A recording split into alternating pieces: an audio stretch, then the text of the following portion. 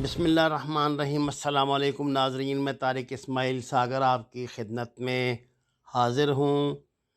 नाज़रीन कराम, अमरीकी प्रेसिडेंट जिस मूड और मिजाज के साथ तशरीफ़ लाए हैं और आते ही उन्होंने जो इनकलाबी इक़दामात का आगाज़ किया है, उसमें सबसे नुमायाँ चीज़ जो है वो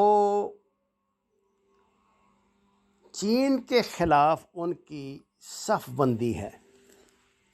नाज़रीन कराम, चीन इस खित्ते की एक ज़िंदा और उभरती हुई हकीकत है। दुनिया इसका अदराक करे या न करे, अमेरिकन प्रेसिडेंट जो बाइडन इसका बहुत पक्का और मुकम्मल शऊर रखते हैं।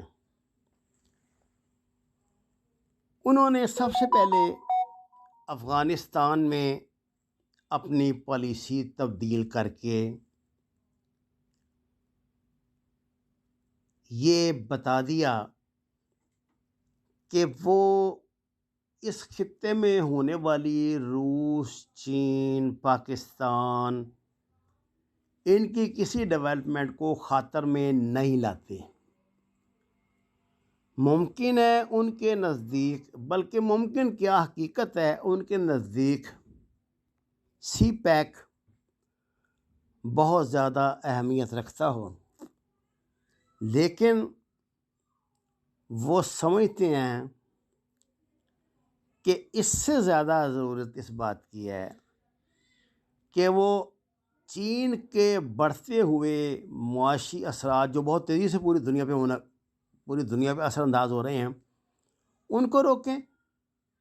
चीन की पेशरफ्त को जकड़ें और किसी भी तरह पाकिस्तान पे दबाव बढ़ाकर पाकिस्तान को मजबूर किया जाए कि वो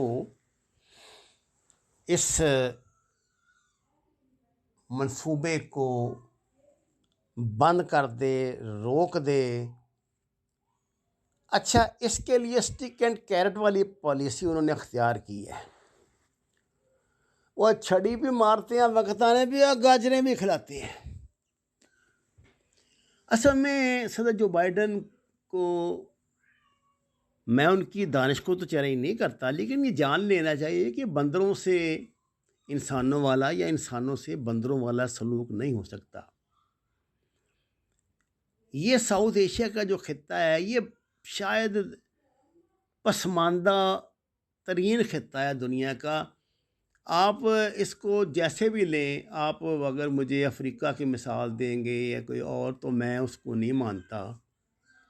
इस लिहाज से पसमानदा तरीन है कि जो समरात यहाँ मेहनतों के, जिस तरह अल्लाह ताला ने इस खित्ते को ज़ेरे ज़मीन ख़जानों से नवाजा है, वो इन्हें हासिल ही नहीं करने दिए।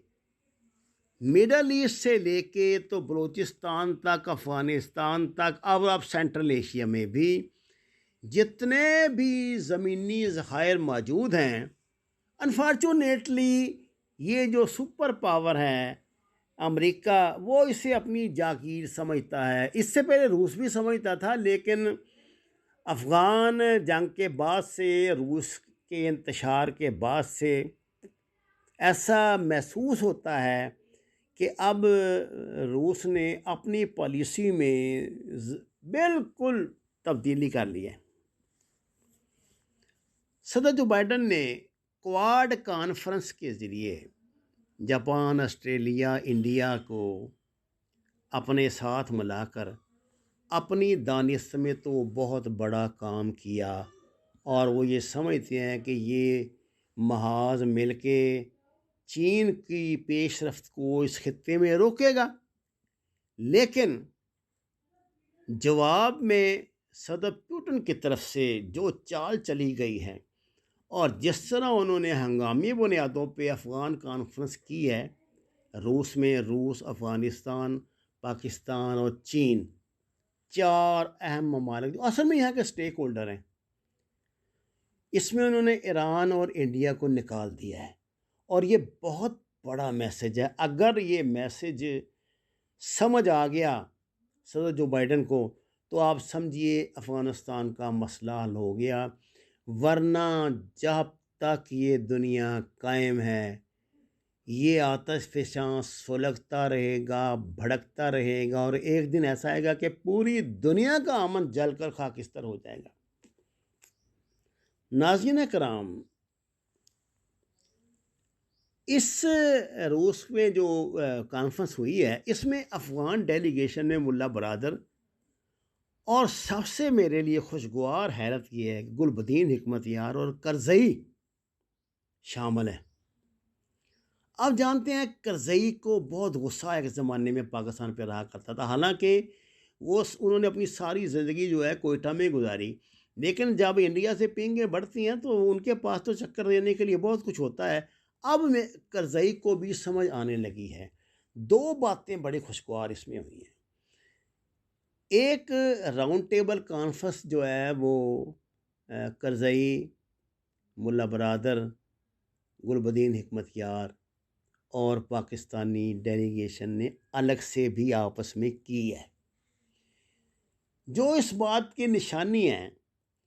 और रूस की तरफ से, सदर पुतिन की तरफ से जो आज ही बयान दिया गया है, जिसमें उन्होंने अमेरिकी सदर से कहा है कि ज़्यादा बेहतर यह है कि आप अपनी सेहत की फ़िक्र करें, क्योंकि सेहत से ही सब कुछ चल सकता है।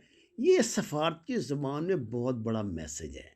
उनको बता दिया गया है कि आप हमें डिक्टेशन न दें, आपकी डिक्टेशन से अब हमारा मसला या आपका मसला हल होने वाला नहीं।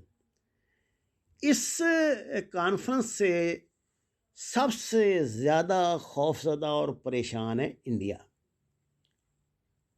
इंडिया ने जैसा, इंडिया के देखे ना, माजी में रूस से जिस तरह के तल्लुकात थे, और अब भी वो कितने मुआहदों में हमारे साथ, रूस के साथ बंधा हुआ है, लेकिन अफ़गानिस्तान वाली कॉन्फ्रेंस में उसको इनवाइट ही ना करना इस बात की निशानी है कि रूस ने उसको बता दिया है कि अब तुम आने वाली जगह पे चले जाओ।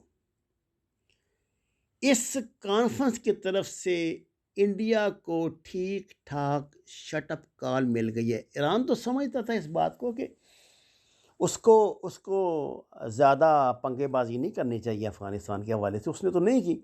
लेकिन इंडिया जो कूद कूद के सामने आ रहा था, उसको इसका खमियाजा अब भुगतना पड़ेगा। इंडिया की घबराहट और परेशानी दूर करने के लिए जनरल लॉयड ऑस्टिन जो है वो मेरा ख्याल 26 तारीख को या 18 तारीख को, 18 या 19 को, बहरहाल इसी वीक में इंडिया आ रहे हैं। इंडिया वो 2 दिन क़याम करेंगे, और इसका मतलब ये है कि लंबी बातचीत होगी। कुछ इंडिया से नए मुआहदे किए जाएंगे, नया असला बेचा जाएगा। लेकिन ये बात मेरी समझ से बालातर है कि इंडिया जो ये जानता है, जो ये तय कर चुका है कि अब उसने कोई बड़ी जंग नहीं लड़नी। अगर लड़नी होती तो चीन से लड़ लेते। अमेरिका की बहुत ख्वाहिश के बावजूद उन्होंने नहीं लड़नी। तो वो एक इंतहाई गरीब मुल्क और ऐसी हकीर इकॉनमी के बावजूद क्यों बिलियन और ट्रिलियन डॉलरों के सौदे करते फिर रहे हैं, जब ये हथियार चलने ही नहीं। आज भी इंडिया का एक मिग त्यारा गिर के तबाह हो गया है। जो उनको जो ढेर लगे हुए हैं जहाज़ों के और तोपों और टैंकों के, तो वो गल गल के ख़त्म ही होनी है। ज़ाहिर है इनको मुतहर्रिक रखने के लिए भी बड़े पैसे चाहिए। अब मिस्टर मोदी को भी इस बात की समझ आ गई है कि मामलात उनके कंट्रोल से बाहर हो रहे हैं। उनके ही नहीं, अमेरिका के कंट्रोल से भी बाहर हो रहे हैं। अब उन्हें बहरहाल अपनी सोच बदलनी पड़ेगी। या तो वो सी पैक में वापस आएंगे, सी पैक के हवाले से जो उनके तहफ़्फ़ुज़ात हैं वो तो ऐसे जाली हैं ना, बेनाम निहाद हैं। या तो इंडिया को सी पैक में वापस आना पड़ेगा, उस सूरत में रूस और चीन की हमदर्दी उसे हासिल होगी।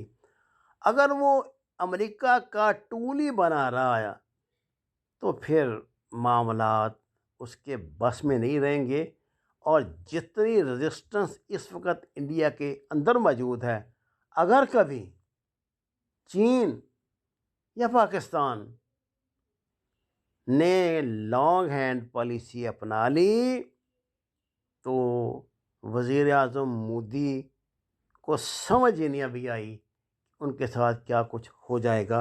वमा अलैना इल्लल बलागुल मुबीन। नाज़रीन किराम, दरख्वास्त है कुरान और नमाज को तर्जमे के साथ जानिए, हमारे चैनल को सब्सक्राइब करें, लाइक्स दें और सच के सफ़र में हमारा साथ दें। आपका बहुत शुक्रिया।